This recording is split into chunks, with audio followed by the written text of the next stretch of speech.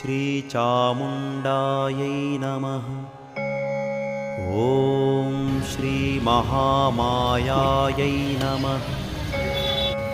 ॐ श्रीमत्सिंहासनेश्वर्यै नमः। ॐ श्रीविद्यावेद्यमहिमायै नमः। ॐ श्रीचक्रपुरवासिन्यै नमः। ॐ श्रीकण्ठदयितायै नमः। ॐ गौर्यै नमः।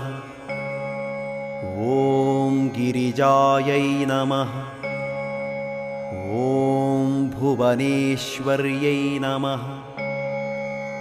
ॐ महाकाल्यै नमः। ॐ महालक्ष्म्यै